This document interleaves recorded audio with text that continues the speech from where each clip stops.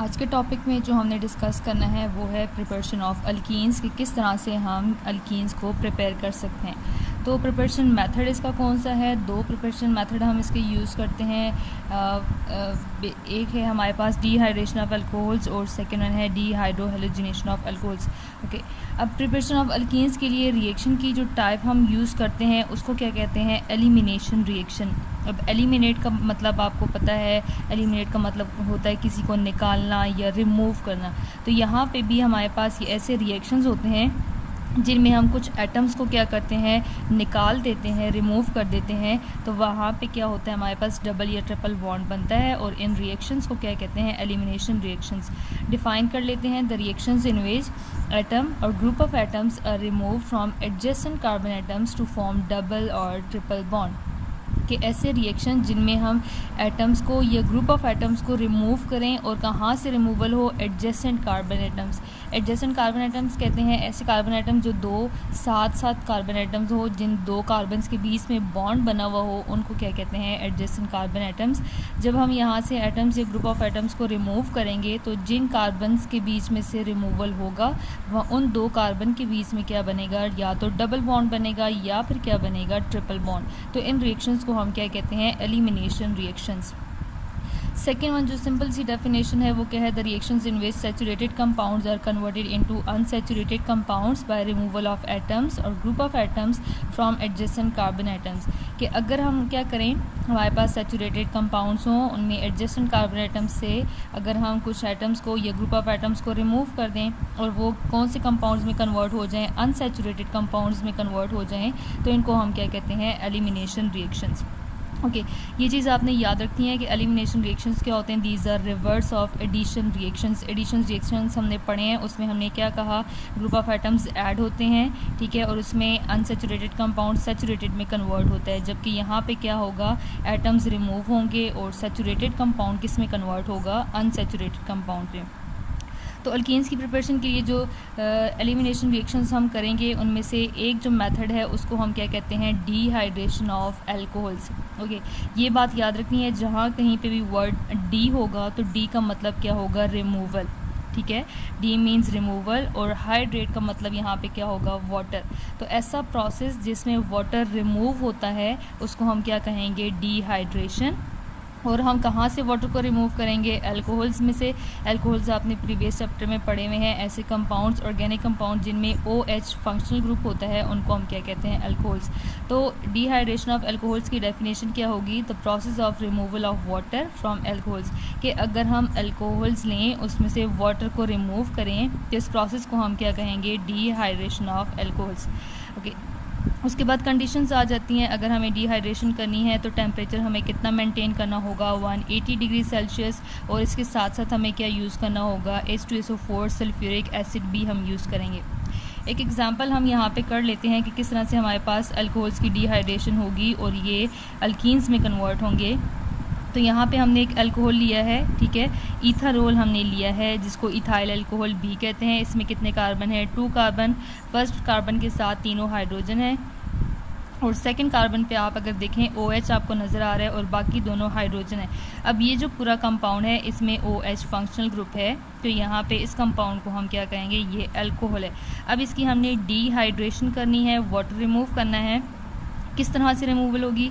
जिस कार्बन के ऊपर OH ग्रुप है वहाँ से आपने OH को रिमूव करना है। जिसको हम रिमूव करें मैं उनको सर्कल कर देती हूँ। और जो एडजेसेंट कार्बन एटम होगा, जो साथ वाला कार्बन एटम होगा, वहाँ से आपने इन तीनों में से किसी एक हाइड्रोजन को आपने क्या कर देना है? रिमूव कर देना है। हाइड्रोजन आपने इसी कार्बन से रिमूव नहीं करना। कुछ स्टूडेंट्स ये मिस्टेक कर देते हैं कि यहाँ से ही OH रिमूव कर देते हैं और इसी कार्बन से हाइड्रोजन को रिमूव कर देते हैं। तो एक कार्बन से OH ग्रुप रिमूव होगा और सेकेंड कार्बन से आपने क्या रिमूव करना है? हाइड्रोजन। ओके, अब जब यहाँ से ये हमारा हाइड्रोजन और OH निकल जाएगा तो सिंगल बॉन्ड किस में कन्वर्ट हो जाएगा? डबल बॉन्ड में। और आगे जो हमारे पास प्रोडक्ट होगा वो क्या होगा? कार्बन। अब कितने हाइड्रोजन होंगे? इसके पास 2 hydrogen. Single bond is converted into double bond. Second carbon और इसके पास कितने हैं? Hydrogen, 2 hydrogen. फर्स्ट हाइड्रोजन और यहाँ पे क्या आ जाएगा सेकेंड हाइड्रोजन, और ये OH और H आपस में बॉन्डिंग करेंगे और एक सेकेंड प्रोडक्ट हमें मिलेगा। वो कौन सा होगा? That will be water H2O। तो यहाँ पे आप देखें अल्कोहल से हमने वाटर को रिमूव किया, तो इस प्रोसेस को हम क्या कहेंगे? डिहाइड्रेशन। इस तरह से हम अल्केन्स को अल्कोहल्स को किस में कन्वर्ट कर सकते हैं? अल्कीन्स में। सैचुरेटेड कंपाउंड से हमने क्या बना लिया? Unsaturated compounds by elimination reaction. Okay, second method of preparation जो हमारे पास है that is dehydrohalogenation of alkyl halides. ठीक है, अब डी का हमने पहले भी कहा, D means removal, hydro means hydrogen और हैलोजन मीन्स हैलोजन। कि अगर हम क्या करें, किसी कंपाउंड में से हाइड्रोजन को रिमूव करें और हैलोजन को भी एट अ टाइम हम सेम टाइम पे रिमूव कर दें, तो इस प्रोसेस को हम क्या कहेंगे? डीहाइड्रोहेलोजिनेशन। और अल्कीन्स में अल्कीन्स की प्रिपरेशन के लिए हमें किसकी डीहाइड्रोहेलोजिनेशन करनी होगी? अल्काइल हैलाइड्स की। ठीक है, अल्काइल हैलाइड्स भी आपने प्रीवियस चैप्टर में पढ़े हुए हैं। ऐसे ऑर्गेनिक कंपाउंड जिनमें अल्काइल ग्रुप के साथ क्या चीज़ अटैच्ड हो? हैलोजन, इनको हम क्या कहते हैं? Alkyl halides.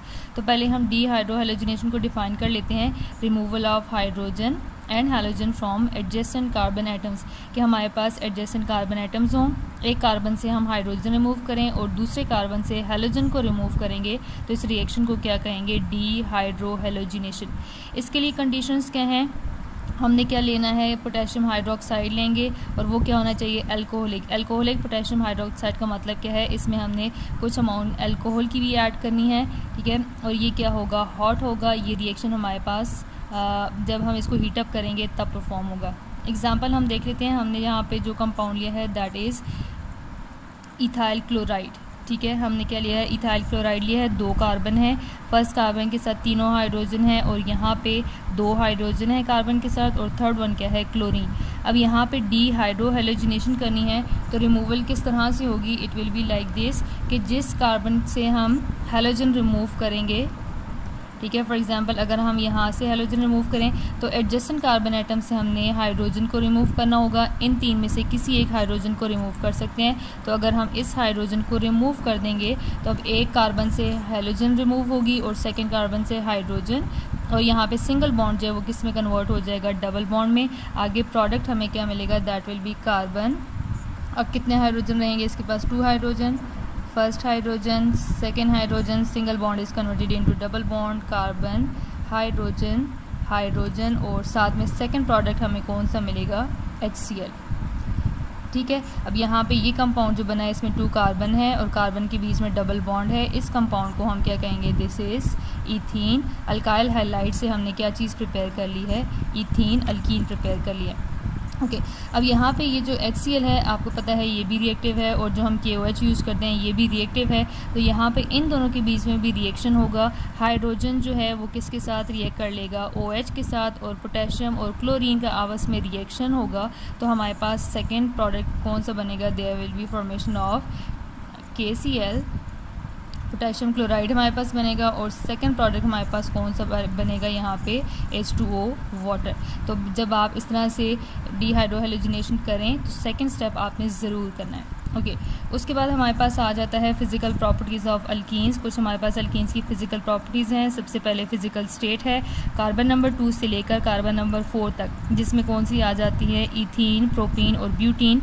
ये कौन सी फ़िज़िकल स्टेट में है? गैसेस फॉर्म में होती हैं।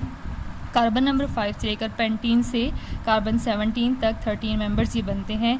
ये क्या होते हैं? लिक्विड स्टेट में होते हैं। कार्बन नंबर 18 और कार्बन 18 से ग्रेटर जितनी भी अल्कीन्स होंगी वो क्या होती हैं? सॉलिड फॉर्म में। ओके, उसके बाद अल्कीन्स भी क्या होती हैं? नॉन पोलर नेचर की होती हैं, क्योंकि इनमें जो एटम्स हैं कार्बन और हाइड्रोजन है, इलेक्ट्रोनेगेटिविटी डिफरेंस कम है, तो ये जो बॉन्ड्स इनमें होते हैं ये भी क्या होते हैं?